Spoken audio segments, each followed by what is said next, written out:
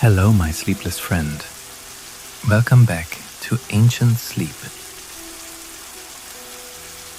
I am the Sleepless Historian.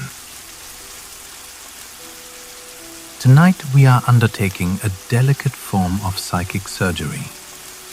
We are here to sever the digital umbilical cord, that taut, humming nerve that binds us to the modern world, to the tyranny of the illuminated screen, to the relentless drone of machinery, and to the sterile electric glare that has long since stolen the stars from our sight. We are embarking on a journey to a place where the stones themselves remember, and where the jungle holds its secrets locked in a deep, humid, and patient embrace. So, if you are willing, extinguish every last light. Allow your body to surrender its full weight to the surface beneath you, to find that one position of perfect, effortless support. Consciously release the tension you hold in your jaw, a silent, stubborn clenching against the demands of the day. Let your shoulders fall away from your ears, melting downwards. And now, draw in a long, slow, deep breath. A breath that fills you from the inside out, expanding your ribs, settling deep in your belly. Let the sound of my voice be your only tether as we drift together into the darkness. Night in the Petén Basin does not simply fall from the sky like a theater curtain. It feels as though it rises from the soil itself, an ink-black tide drawn up from the deep, tangled, subterranean roots of the world. This is a darkness with texture, with a palpable weight that seems to press down upon the land like a colossal, sodden blanket of black velvet. Here, in the deep, pulsating heart of Guatemala, the sharp, unforgiving edges of linear time begin to soften and blur, leaving only the slow, rhythmic, and impossibly ancient exhalation of the jungle. The temperature hovers around a balmy 75 degrees, but the humidity has reached a point of absolute saturation, a state beyond measurement where the air is so dense with moisture it feels tangible, almost liquid. Were you to reach out and close your hand, it would feel as if you were clenching liquid silk, viscous, clinging, and heavy with the primordial perfume of life returning to the earth. The sky above has been utterly erased, completely concealed by a multi-layered cathedral dome, woven from millions of overlapping leaves, broad fronds, and thick, woody vines.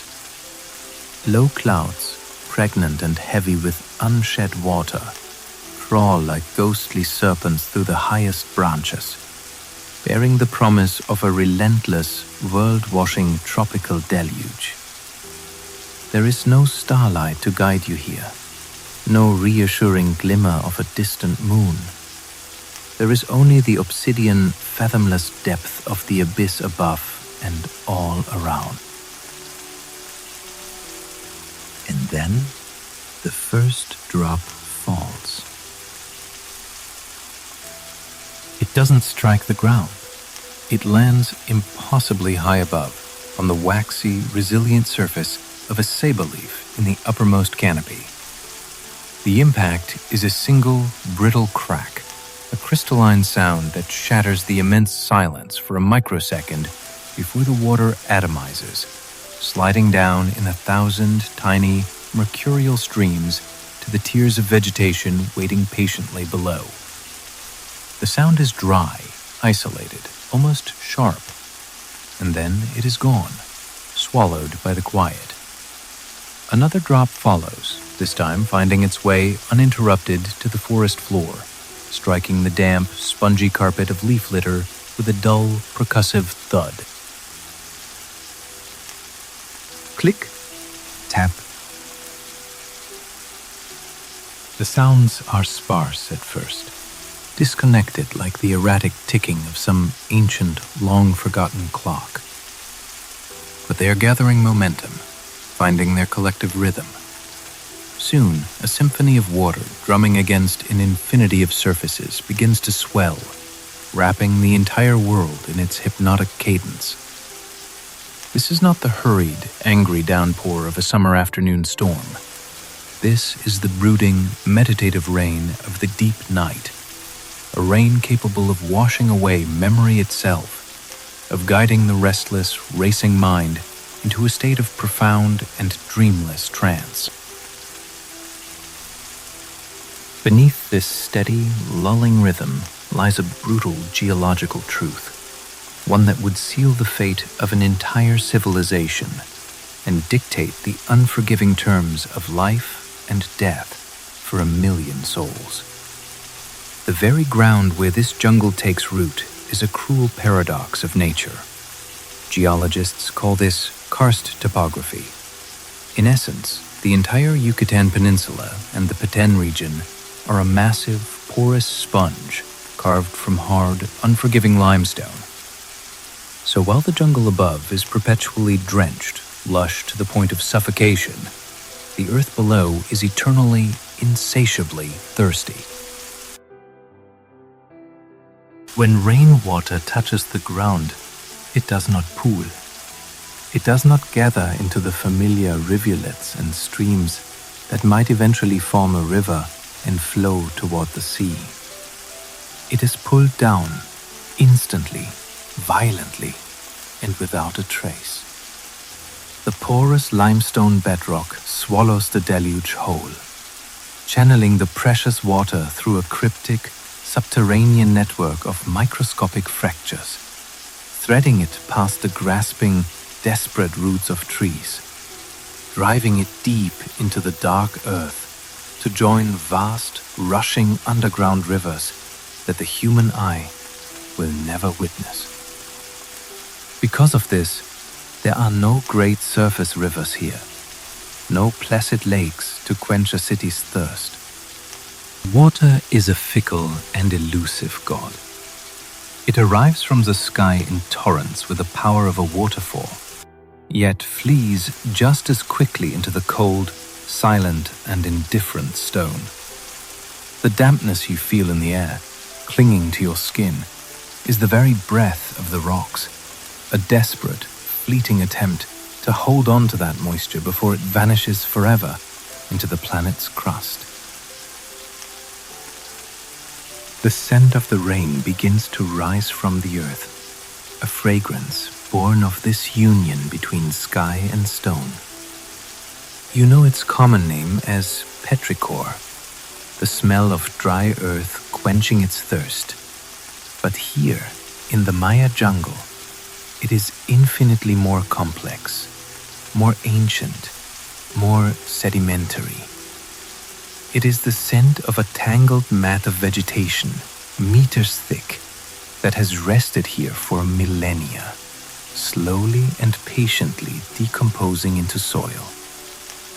It is the smell of fungi multiplying silently and invisibly in the dark, mingled with the sharp, resinous tang of tree bark, freshly wounded by the downpour. It is a musty, cold fragrance, reminiscent of ancient crypts and subterranean chambers, yet it is simultaneously overflowing with a potent, almost aggressive, primordial life force. As the rain intensifies, this scent deepens, becoming richer, as if the forest itself were secreting its own perfume to seduce the night. A natural, powerful sedative with an immediate and profoundly calming effect. Through the deepening gloom, massive, shadowy pillars begin to materialize through the liquid curtain of rain. These are the saber trees, the kapok, the giants that the Maya would come to revere as the axis mundi, the central pillar of the universe, the great living ladder connecting Xibalba, the underworld, with this earthly plane and the heavens above. Their trunks, wider than a car, are soaked and glistening as if anointed with black oil. At their base, colossal buttress roots flare out like the walls of a natural fortress, standing taller than a man, winding and twisting like fossilized pythons, slithering across the forest floor. Far above, more than 150 feet in the air, the canopy of a single ceiba spreads like a monumental umbrella, catching the brunt of the storm. This layered, leafy architecture traps an immense amount of rainwater before it can ever touch the ground, transforming the entire forest into a reservoir suspended in the sky. Water drips from high branches to low, runs in silent rivulets down the gnarled, ancient bark, and navigates the thick, velvety carpets of moss and orchids clinging to every available surface. Suddenly, a sound erupts that is not the rain. It is a deep, guttural, terrifying roar that tears through the steady drone, rolling through the leaves and the darkness like a wave of thunder you can feel in your bones. It is the call of the howler monkey. The throat of this primate contains a specialized hyoid bone that functions as a natural resonance chamber, amplifying its call so that it can travel for miles through the dense, sound-dampening foliage. It doesn't sound like a predator's snarl or a cry of aggression. It sounds more like the wind screaming through a narrow canyon, a sound both terrifyingly primal and profoundly mournful. The monkeys are announcing the storm, or perhaps simply asserting their existence against the overwhelming, suffocating darkness. Their call is the true heartbeat of the jungle, a visceral, sonic reminder that no matter how deep the night, life is stirring, watching, and waiting. The rain continues, heavier now, a relentless drumming. Water begins to pool, if only for a fleeting moment, in the hollows of decaying leaves and the waiting cups of bromeliads. Stirred to life by the life-giving moisture, tree frogs begin their throaty, percussive chorus.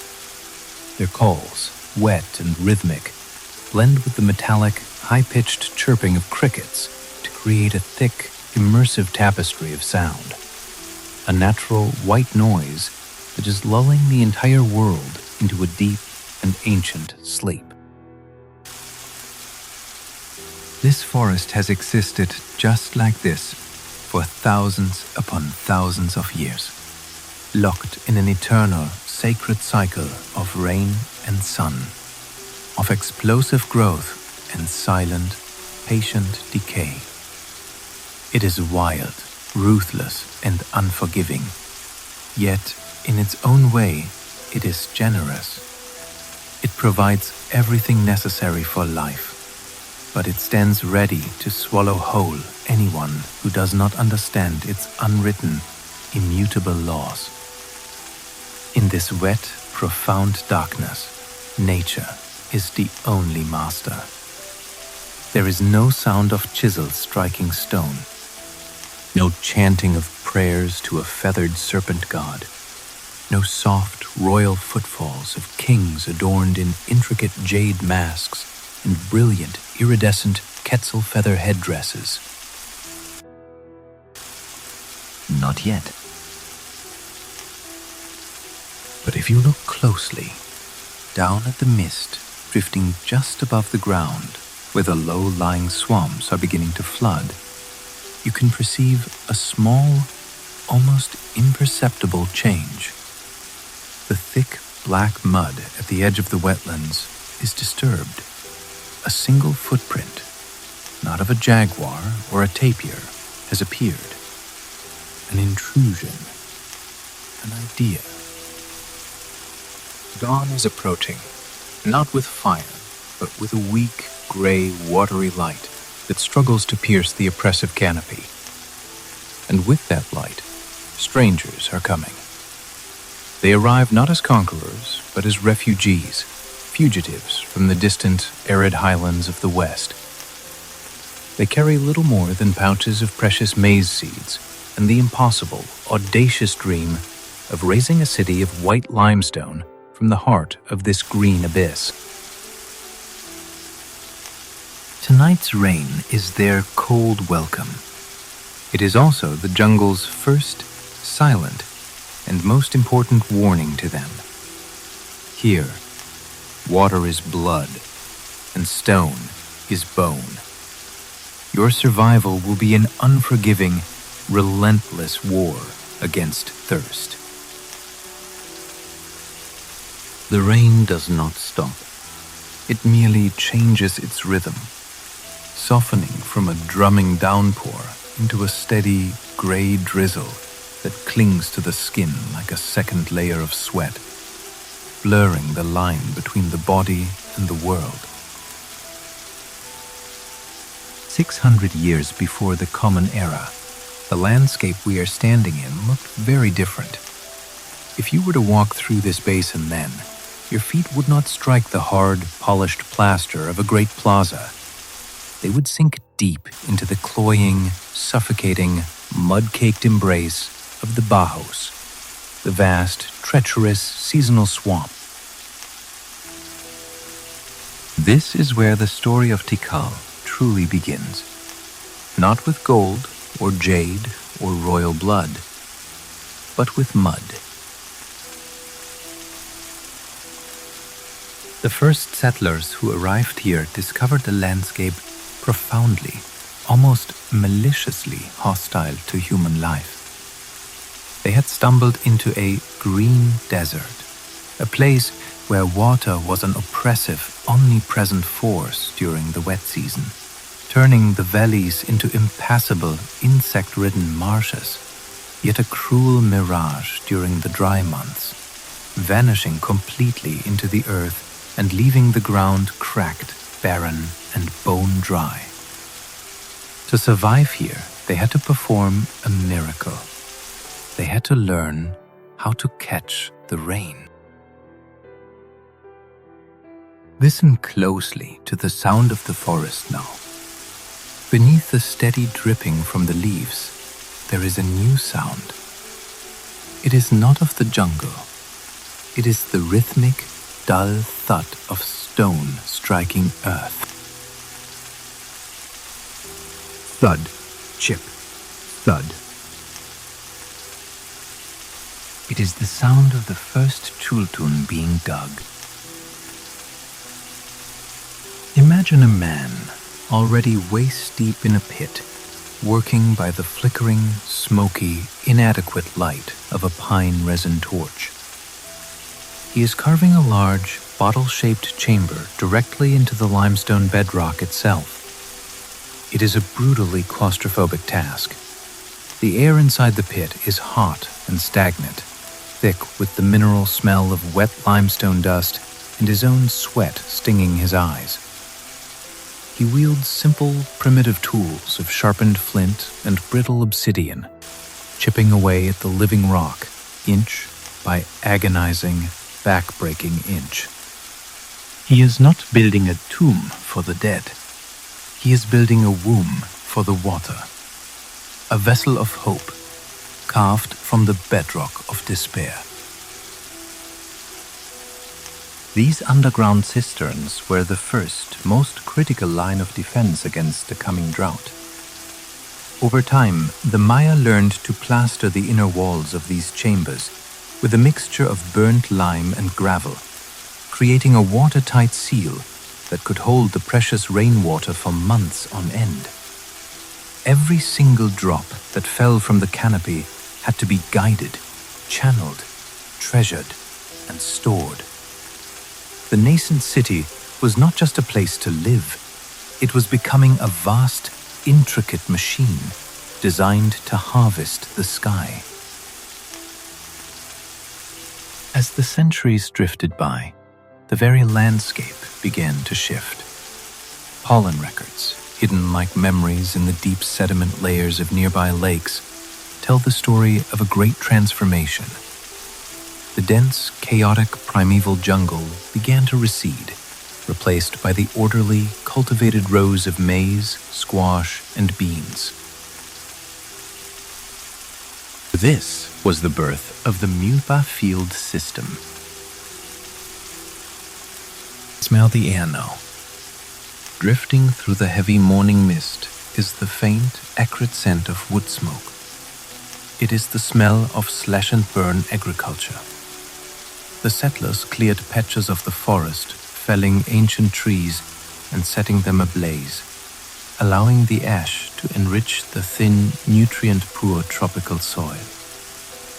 It was a fragile, delicate balance, a dangerous bargain struck with the forest gods. They were borrowing fertility from the jungle, trading the deep, protective shade of the canopy for the life-giving sustenance of the corn. In these clearings, the maize stalks grew tall, their leaves reaching for a sun that still struggled to pierce the ever-present clouds.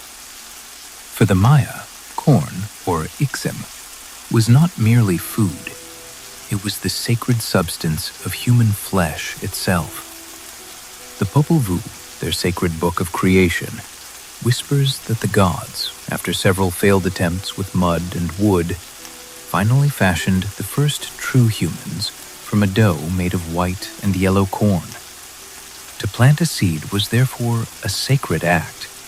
It was to reenact the divine moment of creation.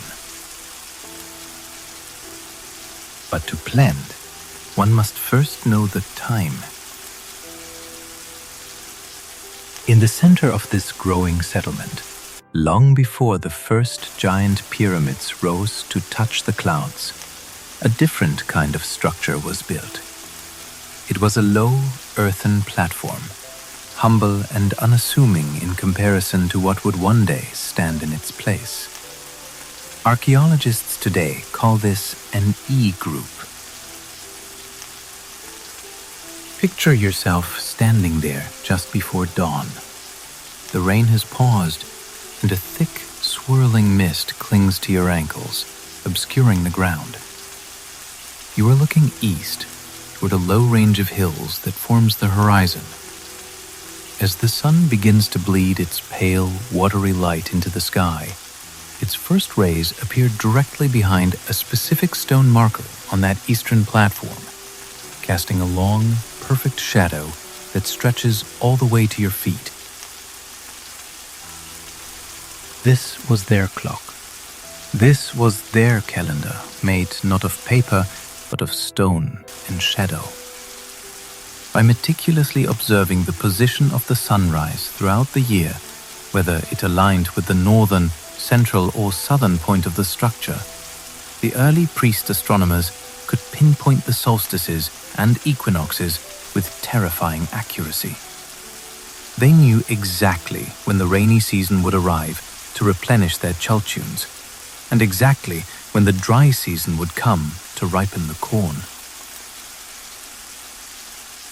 They had begun to tame the water, and now they had tamed time itself. The settlement was breathing, growing. It was no longer just a desperate collection of wattle and daub huts huddled against the rain. It was a living organism, growing, hungry, and dangerously ambitious. The thick black mud of the Bajos was being dug up, piled high, dried, and packed to create elevated causeways, the Sakbiob, or white roads. These raised paths cut through the swamp like pale geometric scars, connecting the scattered clusters of homes, allowing people to walk above the mud, to keep their feet dry, even when the heavens unleashed their fury.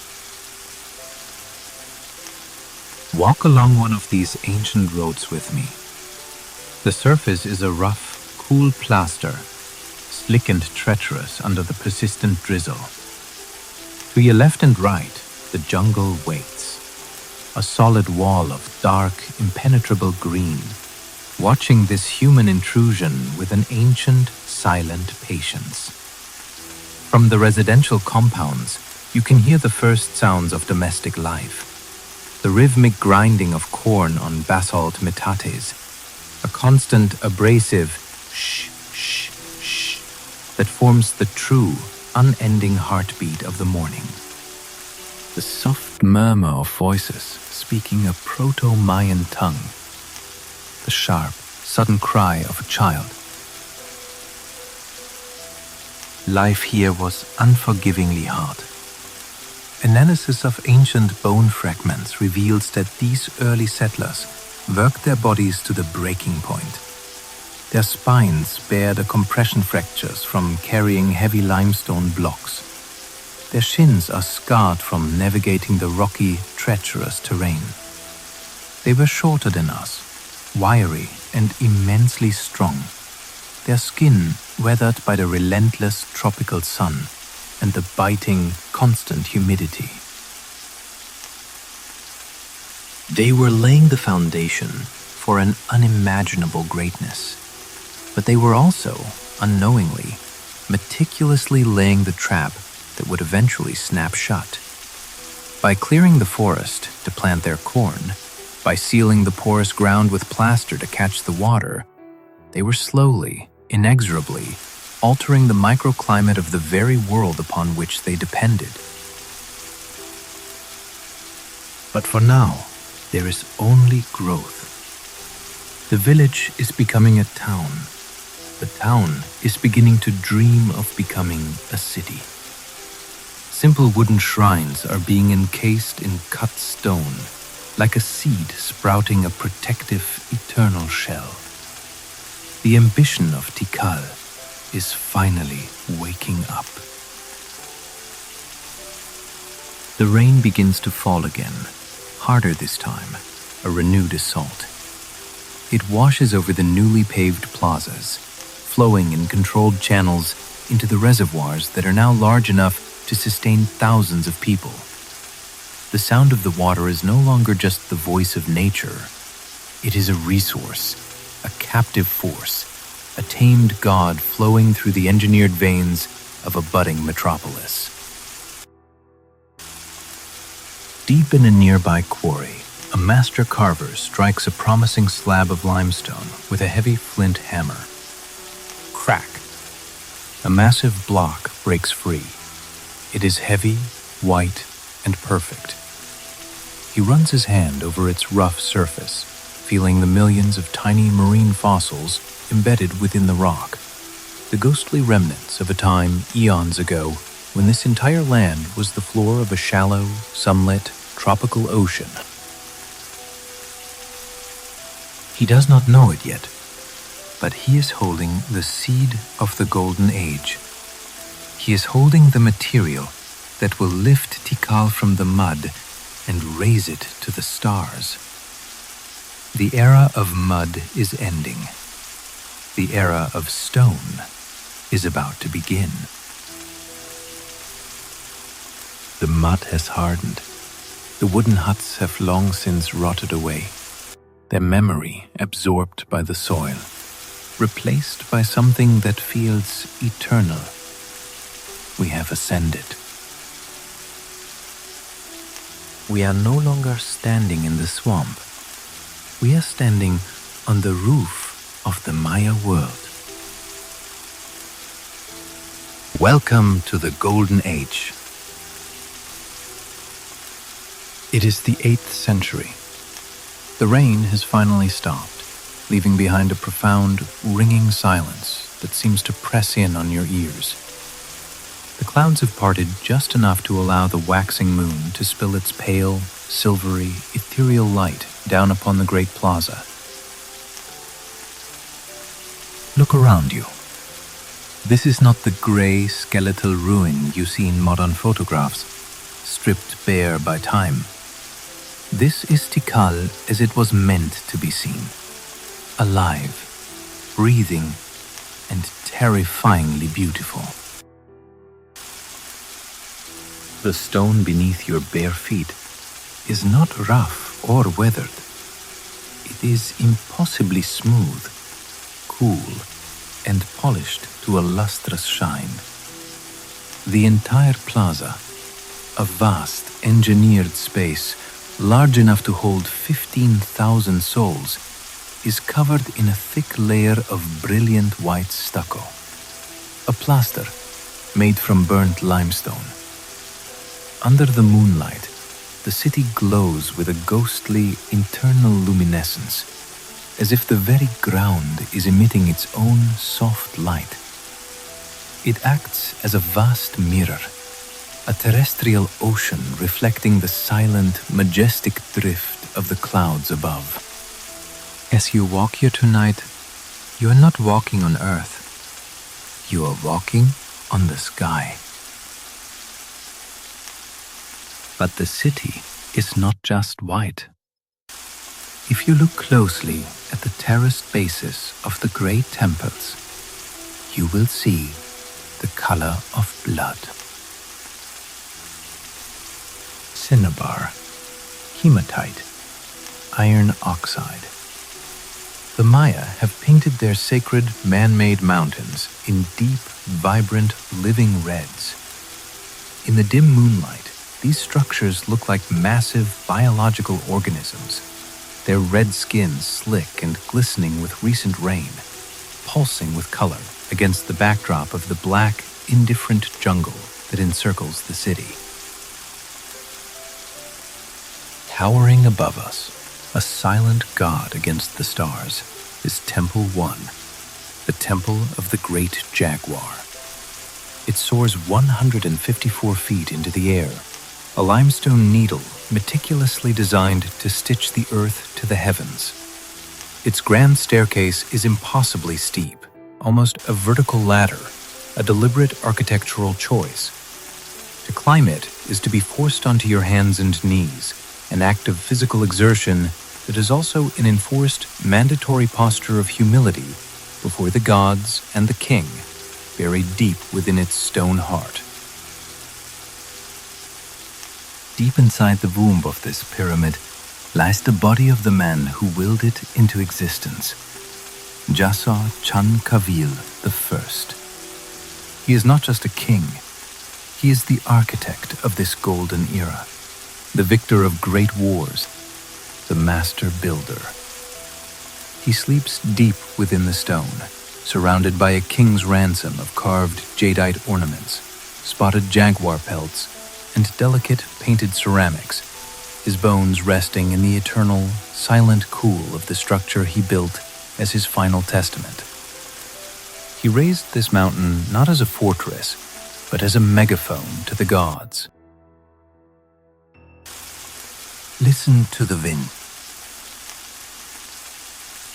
It picks up from the east, a soft, clean current rushing over the endless, dark sea of the canopy. When it hits the massive, intricately carved stone crest that sits atop the temple, the roof comb, it creates a sound, a low, mournful, whistling moan. The architects designed these crevices and perforations with genius, deliberately turning the entire building into a colossal musical instrument. In this way, the voice of the deified king still speaks, carried by the wind, the ghost breath of his power, whispering across the plaza below. Let us step closer to the base of the temples. Here, in the shadow of the staircase, the history of the city is not just whispered, it is shouted in stone. Look at the stelae, the tall, monolithic slabs of limestone, standing like silent, patient sentinels in the plaza. In the stark moonlight, the carvings seem to shift and move.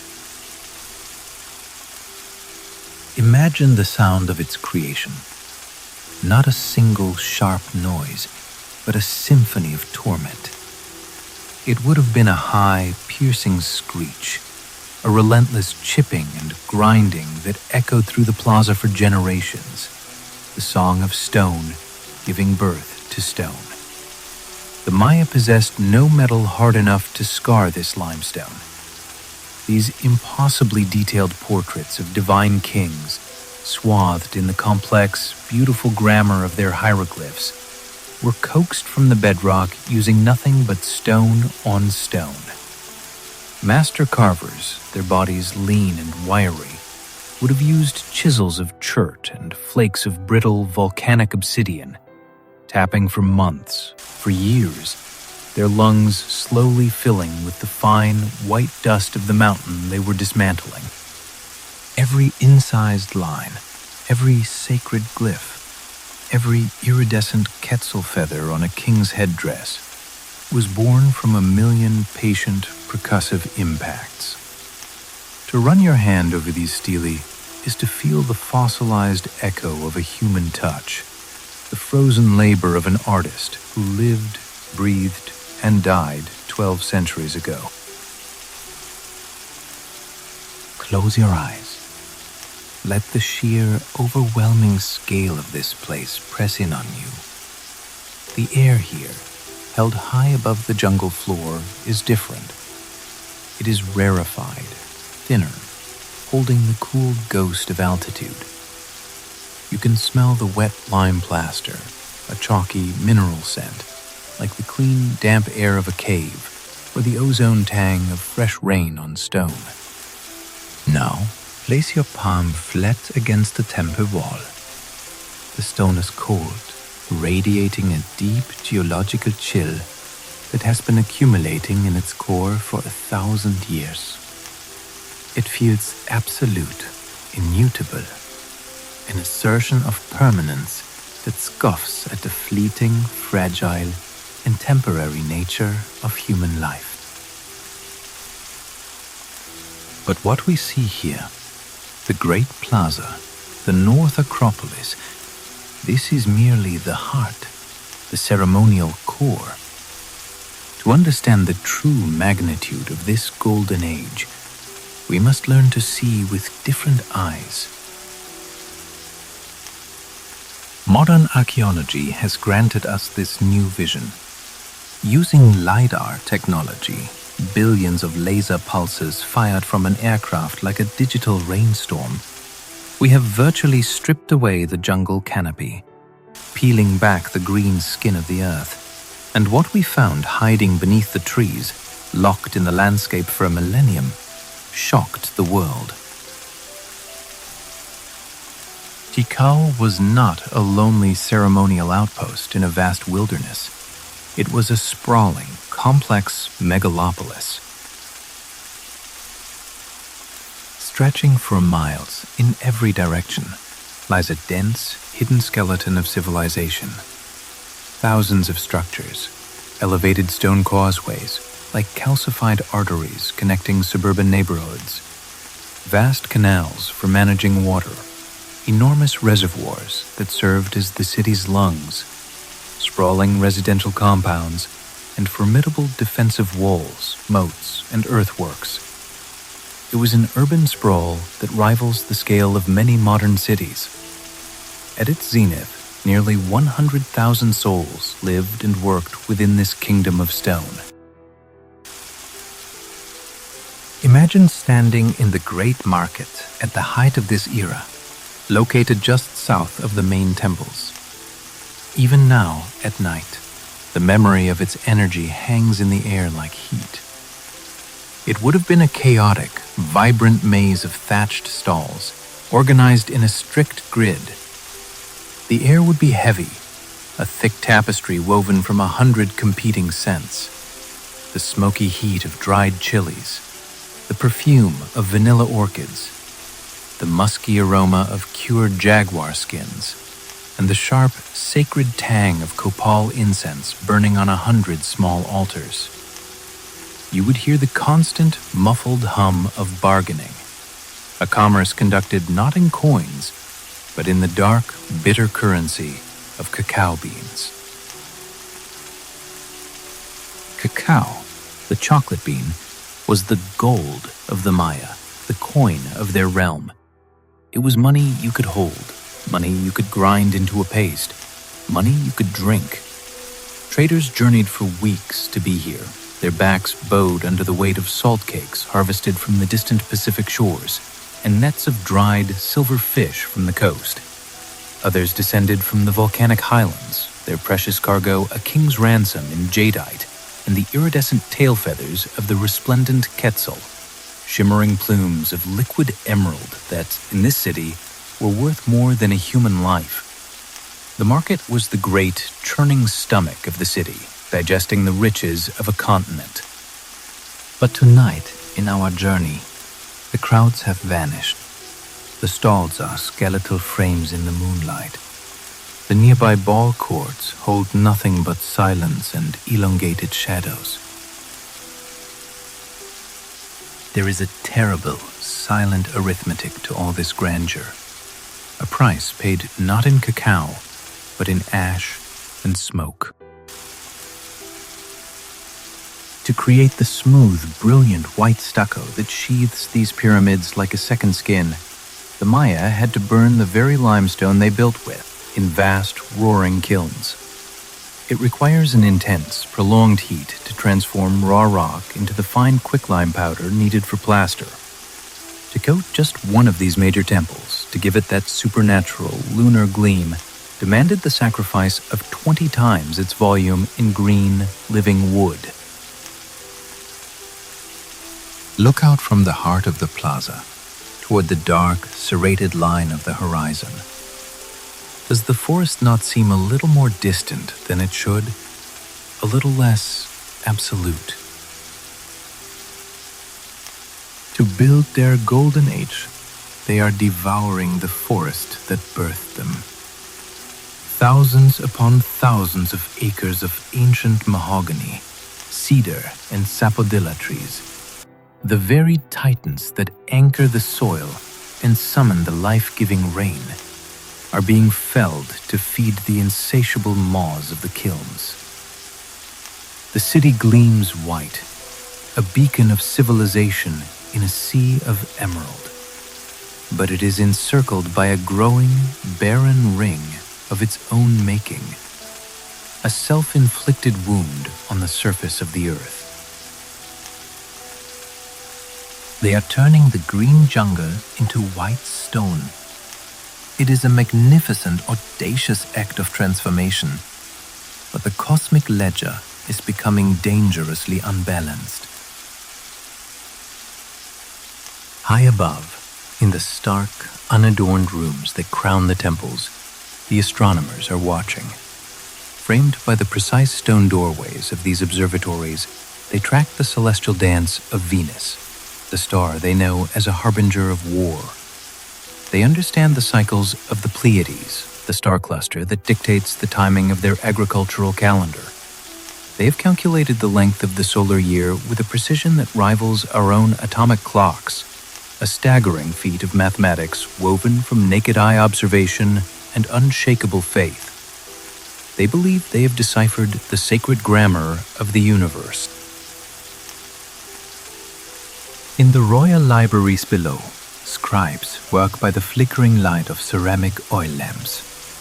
They paint on paper made from the pounded bark of the wild fig tree, a surface as supple and pale as cloth. They dip brushes made of the finest animal hair into ink made from soot, the captured smoke of the hearth, mixed with water and a binding agent. They are recording the victories of their kings, the lineages of their queens, the movements of the stars that are their gods. They are convinced that by writing it down, they are battling oblivion, carving their story into the very fabric of time itself. But there is one variable they cannot chart, one celestial force they cannot control. The wind is changing. The rain, which has fallen with the faithfulness of a god for centuries, is beginning to falter. Standing here in the great plaza, surrounded by the greatest architectural achievements of the ancient Americas, you can feel it. A subtle, unsettling shift in the atmosphere. The suffocating humidity, the jungle's heavy, wet breath, is thinning.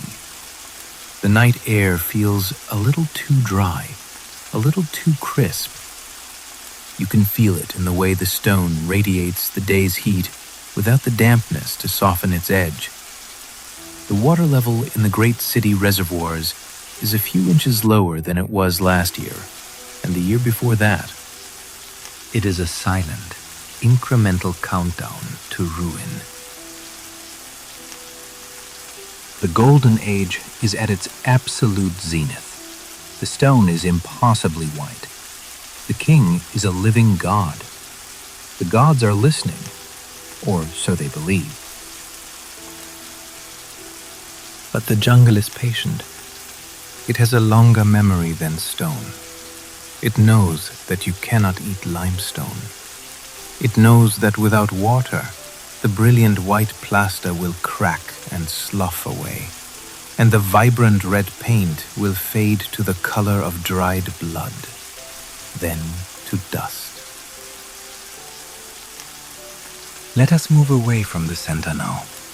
Let us descend from the heights of these man-made mountains and walk into the neighborhoods, into the lives of the people who fuel this massive, hungry stone machine. The moon is hiding behind the clouds again. The shadows lengthen and deepen, pooling like black water in the alleyways. We are leaving the era of kings and entering the world of the commoner. We are leaving the great plaza now. The towering temples, those mountains of white stone and red paint, are dissolving into the mist behind us. We are walking away from the gods and toward the people. Follow me down one of the sakbiop, the white roads. They stretch out from the city center like the arteries of a great stone heart, connecting it to its many limbs. The noise of distant rituals has died away. Here, under the canopy that still shades the residential zones, the rhythm of life is different. It is slower. It is the simple, sacred rhythm of breath. It is the sacred hour before dawn. The jungle is trapped in a thick, cool fog. The air is perfectly still, heavy with dew. The only light comes from the faint amber glow leaking through the open doorways of thatched roof houses. We arrive at a small residential compound, a cluster of 4 simple buildings facing a central, swept-earth courtyard. This is not the home of a king or a high priest. This is the home of a family. Step inside the main house. The air here is different. It is warm, insulated from the pre-dawn chill by the thick adobe walls. It smells of pine wood smoke from a dying fire, of dried herbs and tillies hanging in aromatic bundles from the rafters, and the clean, earthy scent of a clay floor that has been swept smooth by generations of bare feet. Listen. Scrape. Crush. Scrape. Crush. It is the sound of a stone mano rolling against a stone metate. A woman is kneeling on the earth floor, her body silhouetted by the pulsing embers of the hearth. She is not rushing. Her movement is a practiced, graceful pendulum, rocking back and forth, using the full weight of her body to grind the maize kernels that have been soaking in lime water all night. This sound is the true clock of the Maya world. Before the sun rises, before the birds begin to sing, this rhythmic friction of stone on stone echoes from every single house in the city, creating a low collective hum that vibrates through the very ground. It is the sound of life being made. She is making masa, the dough of life. It is pliant in her hands, the color of the rising sun, and warm with the friction of her work. Modern science tells us a stark truth. The very bones of the ancient Maya were constructed from this single, miraculous plant. Isotope analysis of their remains reveals a diet that was nearly 70% maize. But this was never just grass. Through the alchemical process of nixtamalization, soaking the dried kernels in a bath of mineral lime, they unlocked its hidden power, transforming simple starch into the fuel that built an empire. Watch her hands, now dusted with a fine white flour. With a series of rhythmic pats, a sound like a soft, steady heartbeat, she flattens the dough into a perfect disc. She lays it gently on a clay comal warming over the embers. A sharp hiss, and the scent of baking tortillas begins to fill the small room. It is the smell of safety, a primal aroma that speaks a universal language. We are here, we are fed, and for one more day, life continues. Let us sit here in the corner, unseen. Watch the blue-gray smoke from the fire and the burning copal incense drift lazily towards the dark thatch of the roof. Outside, the world is stirring.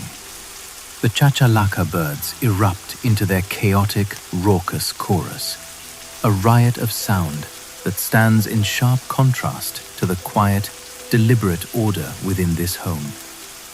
Feel the gentle warmth of the fire on your face. The rest of the world is still wrapped in the cold, damp shroud of the pre-dawn jungle. But here, in this small sanctuary of light and heat, it is dry and safe. In another corner of the room, near the doorway to catch the first light, sits an older woman. She is the weaver. Secured to a post of the house and strapped around her waist is a backstrap loom. It is a simple device, just a collection of wooden sticks and tension. But in her hands, it is an instrument of mathematics and mythology, an extension of her own body. She is weaving cotton. The thread has been dyed with natural pigments. The blue comes from the indigo plant, fermented in clay jars to release its deep ocean color. The red comes from the cochineal beetle, a tiny insect that, when crushed, creates a crimson so vibrant it seems to glow from within. She passes the shuttle back and forth. Click, clack, click, clack. The rhythm is mesmerizing. She is not just making cloth, she is encoding cosmology into the pattern. The diamond shape represents the universe. The zigzag is the serpent, the lightning, the life-giving rain. She works in silence, her mind holding complex counts and sacred patterns that have been passed down from mother to daughter for 1,000 years. In the courtyard, the man of the house is at work. He sits cross-legged, a thick piece of deer leather draped across his thigh as a cushion. In his hand, he cradles a stone that does not belong here. It is a piece of captured night, a black, volcanic glass so deep in color it seems to swallow the light. Obsidian. This stone has traveled hundreds of miles to reach this house. The geology of Tikal is soft, porous limestone, useless for a cutting edge. This black glass was a river of human effort, carried on the backs of porters who walked in single file through treacherous mountain passes and sweltering, swampy lowlands. A journey of weeks from the volcanic highlands far to the south. The man strikes the core with a practiced, precise blow. Click. A flake of obsidian shears away. It is thinner than a dragonfly's wing, and its edge is sharper than any surgeon's steel. a molecularly perfect blade. He is not merely making a knife. He is weaving his own thread into the vast, invisible tapestry of commerce and connection that binds this rainforest city to the distant mountains. He holds the new blade up, checking its edge against the nascent light. It is perfect. This tool might be used to dress a deer brought from the forest, or perhaps to carve the intricate details of a wooden lintel.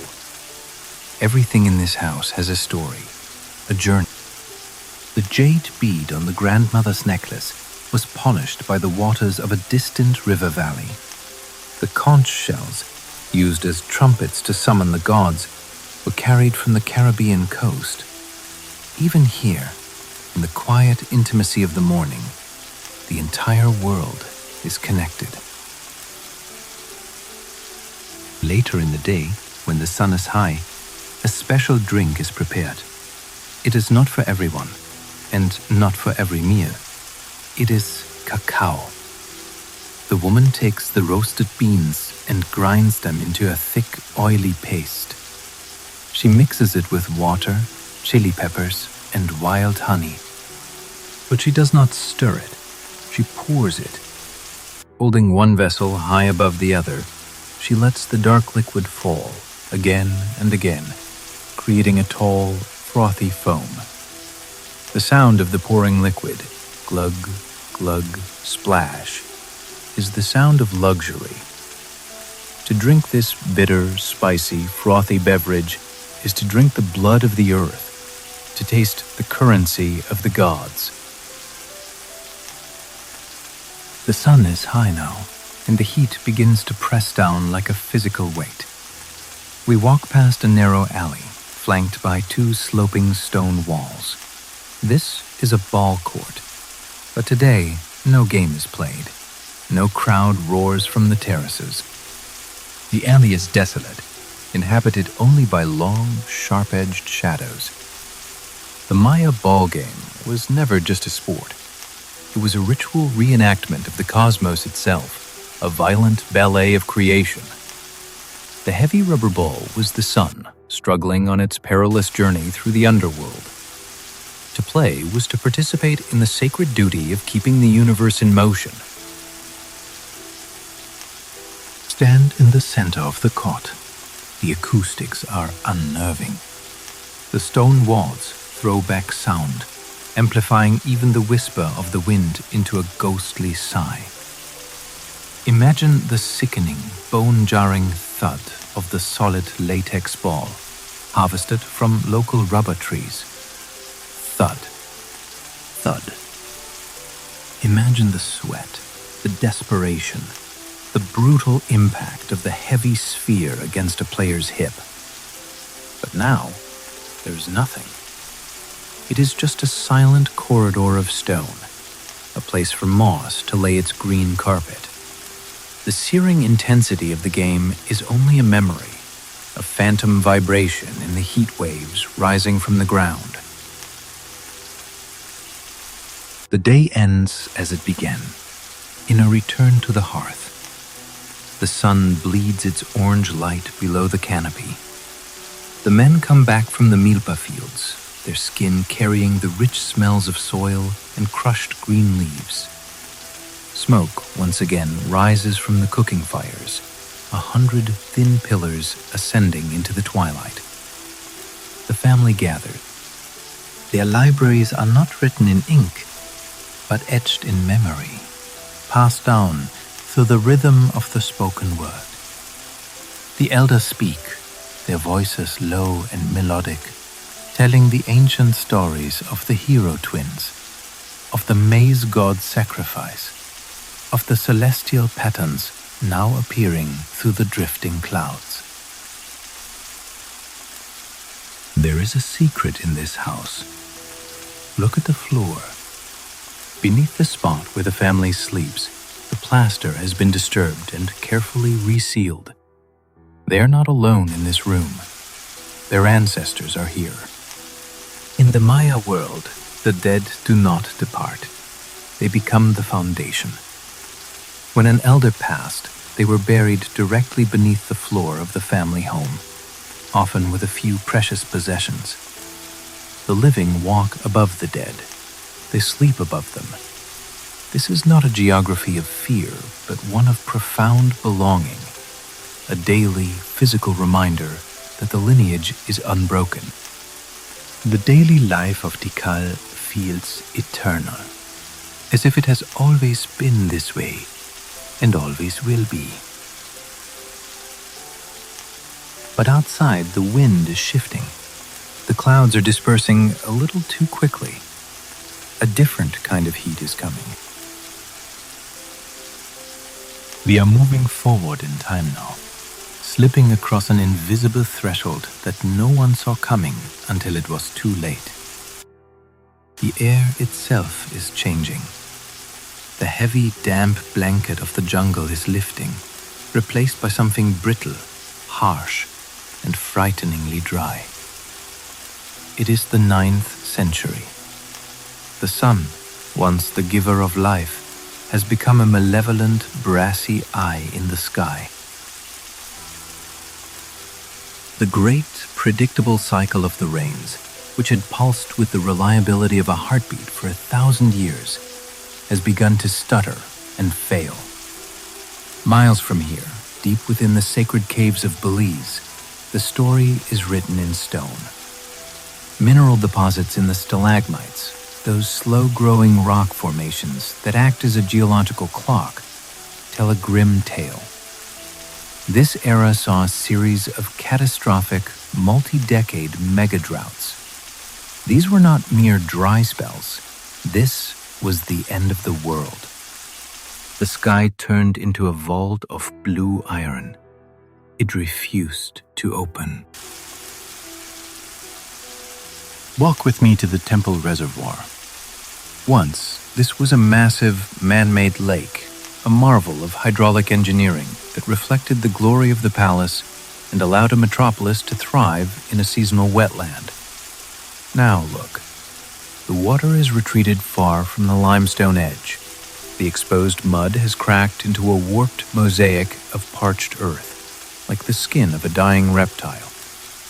What little water remains in the center is no longer a source of life. It is a vessel of sickness.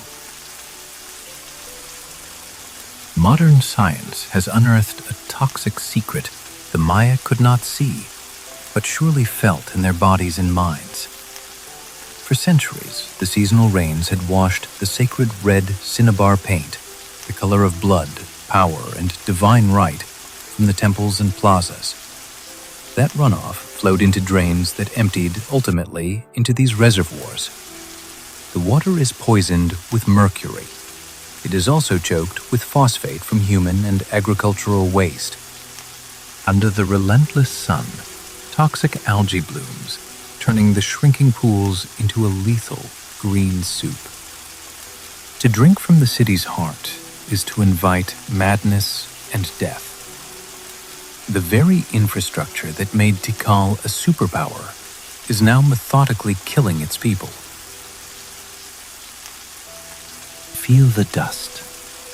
It is a constant presence. It coats your skin with a fine, gritty film. It works its way between your teeth. With no moisture to bind the soil, the wind whips the dry earth through the empty corridors of the palaces. The soundscape of the jungle has been silenced. The frogs are gone. The drone of mosquitoes has ceased. There is only the dry, skeletal rustle of dead leaves skittering across the stone plazas. High above, the king stands on the summit of the temple of the great jaguar. He is a prisoner of his divine costume, suffocating under the heavy jade mask and the shimmering quetzal feathers that wilt in the oppressive heat. He performs the ancient ritual of bloodletting. He pierces his own skin with a sharpened stingray spine, letting the royal blood drip onto bark paper. He burns the paper, sending the smoke as a desperate, silent scream to the heavens, begging the gods to gather the clouds. He is the divine Lord. His one essential job is to ensure the rains fall. But the sky remains a merciless, empty blue. The smoke dissipates into the void. The sacred covenant between ruler and ruled is broken. The king promised rain in exchange for labor, loyalty, and faith. He has failed. The people look up at the temple and they no longer see a god. They see a mortal man, draped in the useless finery of a failed institution, standing on a pile of useless stones.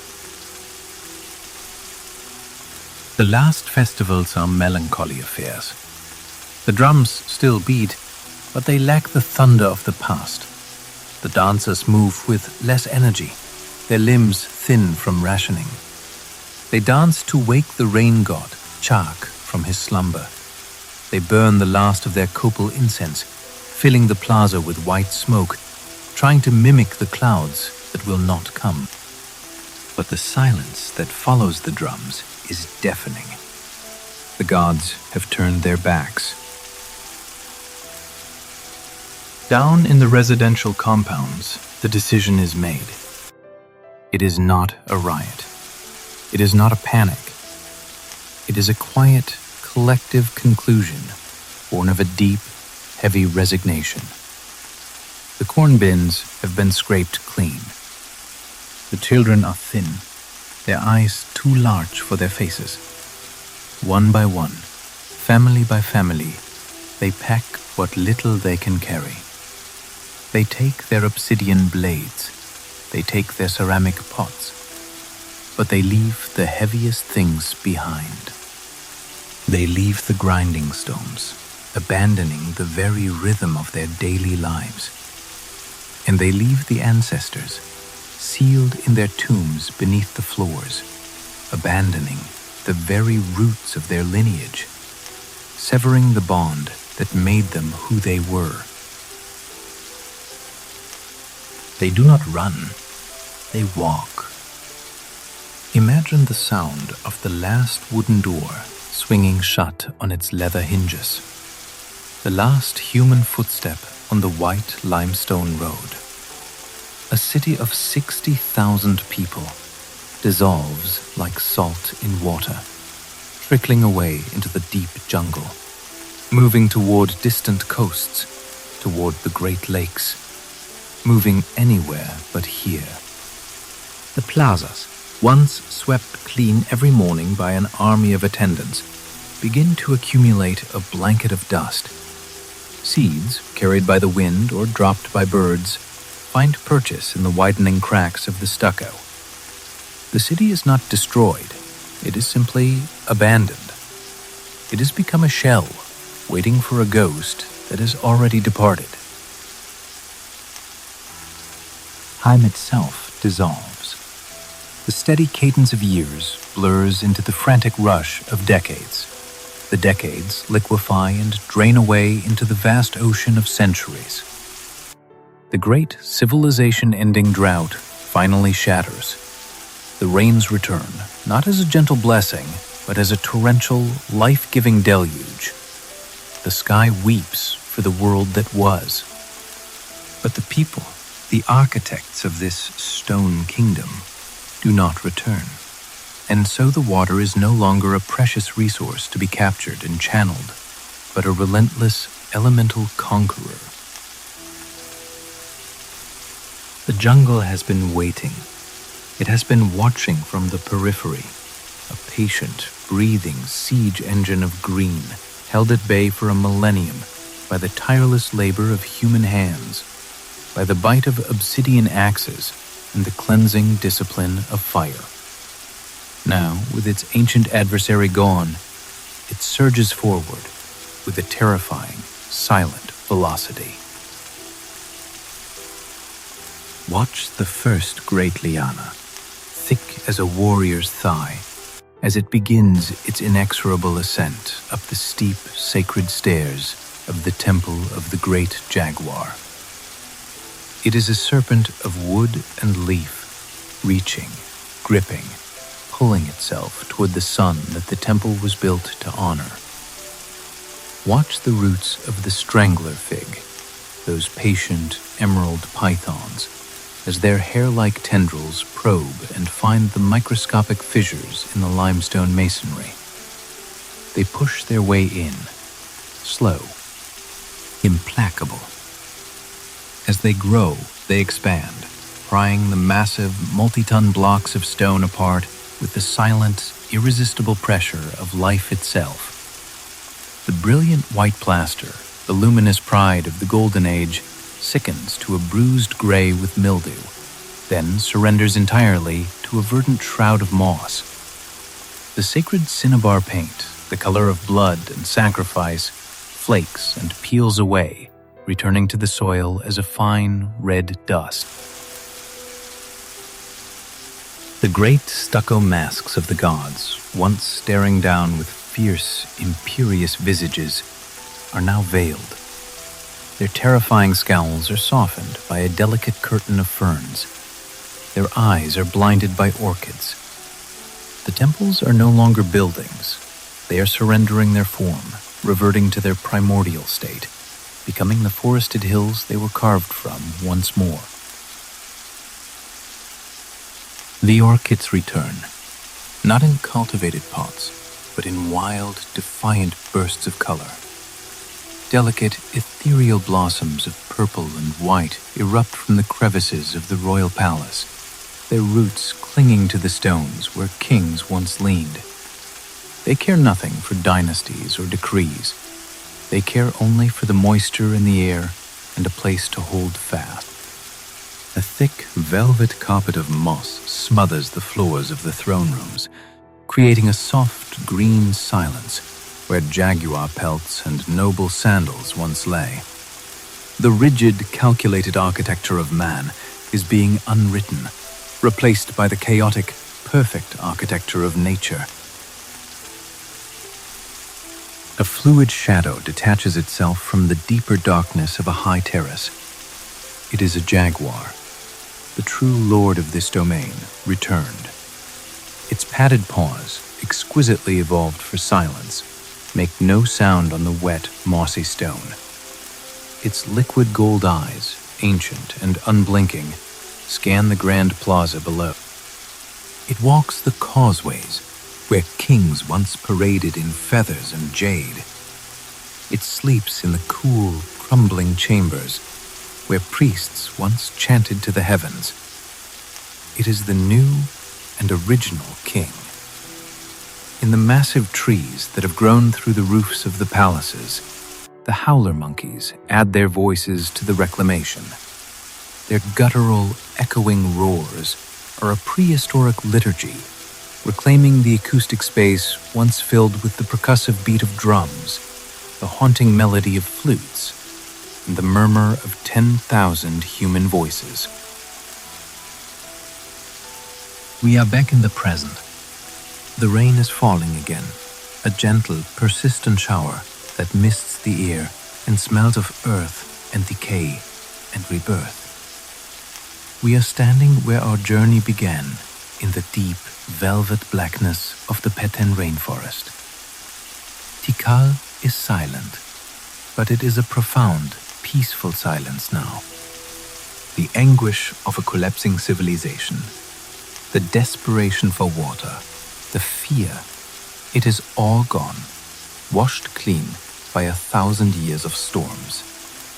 The city has been swallowed whole, digested by the jungle, and woven back into the living, breathing body of the earth. Above us, the skeletal limestone combs of the great temples still manage to pierce the canopy. They are lonely, weathered sentinels of stone, rising like the bones of leviathans from a vast, undulating sea of green. They are worn, battered, and wrapped in the crushing embrace of roots.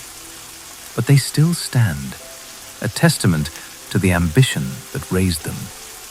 The moon, a sliver of bone, drifts behind the clouds, casting a soft, diffuse glow over the sleeping ruins. Listen. The sounds of the human world are an echo too faint to hear. There is no rhythmic grinding of corn on stone, no hypnotic chanting of priests, no sharp, percussive chipping of flint into spear points. There is no anxiety for the future, no crushing regret for the past. All of that has been composted by time. There is only the symphony of the forest, the gentle, liquid percussion of water dripping from leaf to broadleaf, the steady, electric thrum of the cicadas, the soft, deep exhalation of the wind moving through the giant arms of the ceiba trees. The stone has returned to the earth. Ambition has dissolved back into dream. You are safe here in this ancient, living darkness. The history has been told. The city sleeps. The jungle watches over it. And now you can sleep too. Good night.